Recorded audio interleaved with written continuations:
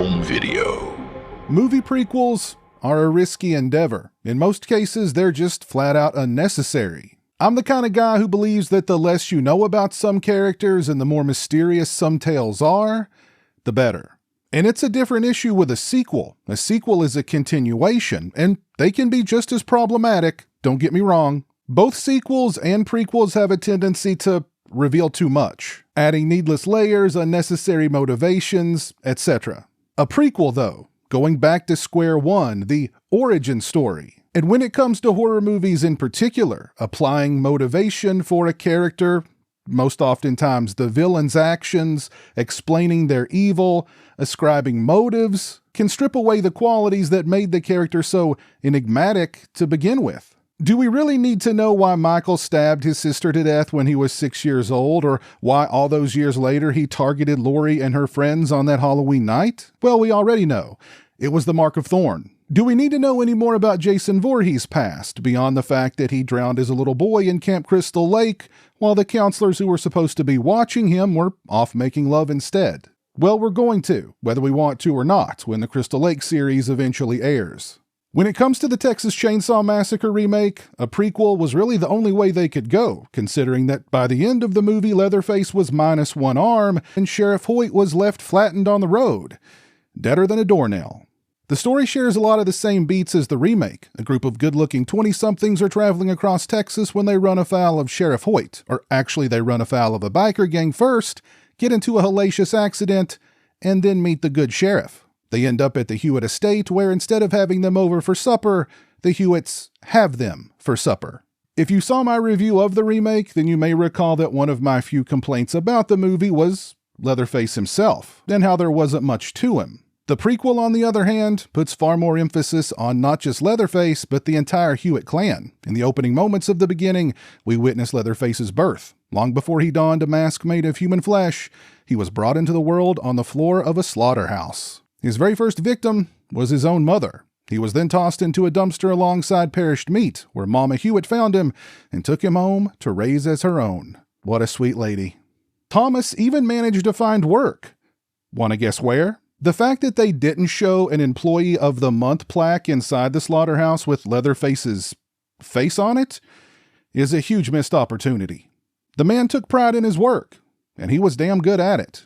Unfortunately, the Hewitts' hometown is dying. Most families have already fled, and the last business in town, the slaughterhouse, has closed its doors. The Hewitts refuse to leave their ancestral home, and they refuse to starve. Lucky for them, there's always passers-by.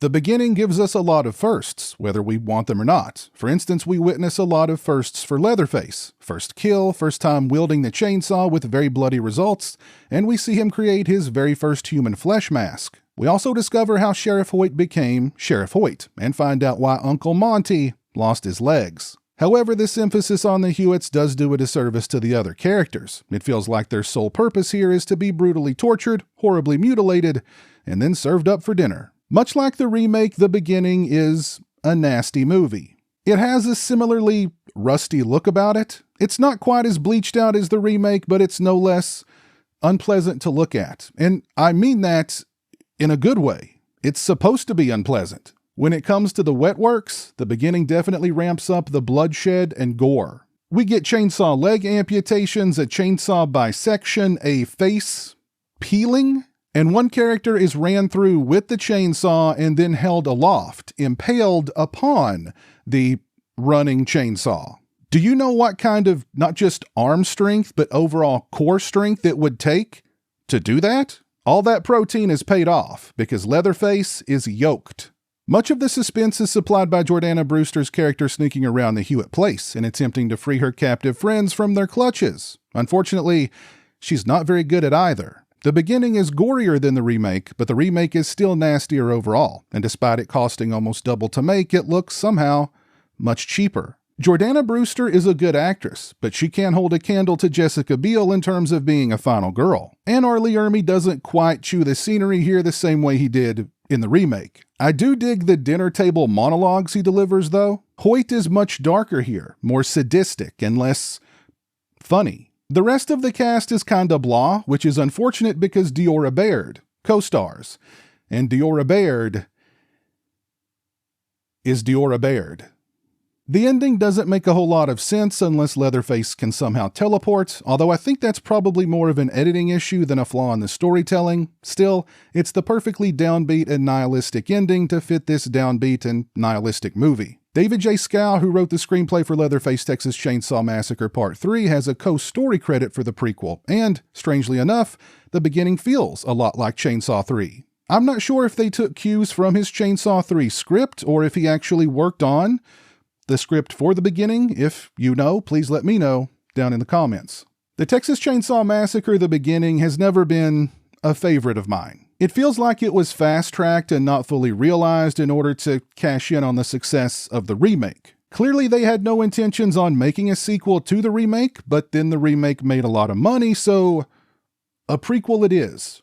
Now hurry up and get it out there. I also feel like Steve Jablonsky's score, which was such a big part of the remake, is sadly underused here. It's not a bad movie, but it's a significant step down from the remake in terms of characters, overall style, suspense, and so forth. I can totally understand people digging the gore, the nihilistic tone, and the downbeat ending though. When it comes to this new limited edition UHD release from Arrow Video, first, let's take a look at the release itself.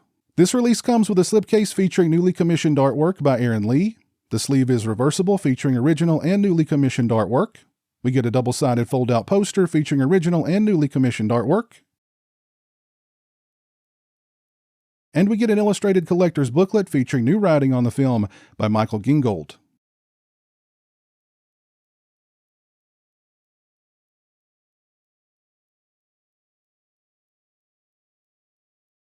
When it comes to 4K picture quality, The Beginning, much like the remake, isn't going to dazzle anybody when it comes to vibrant colors. But where it does impress is in terms of detail and depth, complementing the dark shadows and atmospherics. This release also includes the unrated version of the movie, which is the version of the movie that I watched for this review. When it comes to audio, we get the original DTS HD 5.1 and 2.0 tracks on the theatrical version and DTS HD Master Audio 7.1, 5.1, and 2.0 audio on the uncut version. I thought Texas Chainsaw Massacre The Beginning sounded immersive and robust. The anguished cries of victims and their squishy-sounding demises were crystal clear, and Leatherface's chainsaw rattled my soundbar more than once. Overall, I'd give both the image quality and the sound quality on this release a 4 out of 5. When it comes to extras, first up we have Hoyt Actually, a new interview with actor Lou Temple. It's 10 minutes and 48 seconds in length.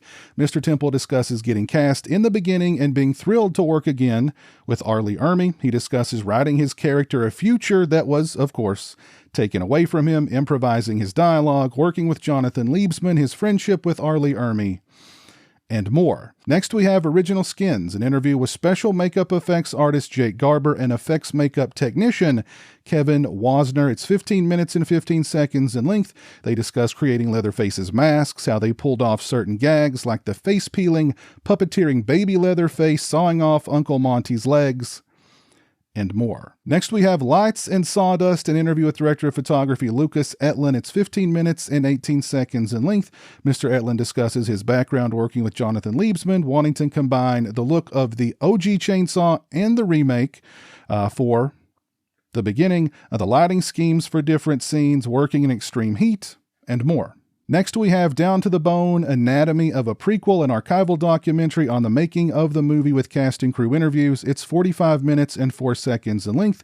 We get 13 minutes and 12 seconds of deleted and extended scenes, the theatrical trailer, and 2 audio commentaries, the first with Steve Uncle Creepy Barton, and the second with Jonathan Liebsman, Andrew Form, and Brad Fuller. This limited edition UHD release for Texas Chainsaw Massacre The Beginning is a must if you're a fan of the movie. Let me know your thoughts on the Chainsaw prequel down in the comments section below. And while you're down there, let me know what your favorite prequels are. If you like this video, please leave it a thumbs up and share it on social media. If you're not following me on social media, those links are in the description.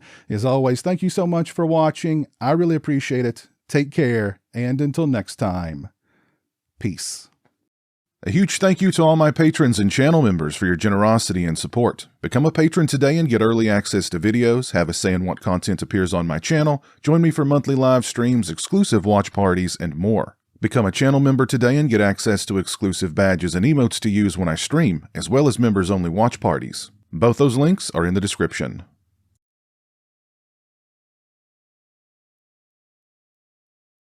Say hello to the internet, Jeremy. Hello to the internet.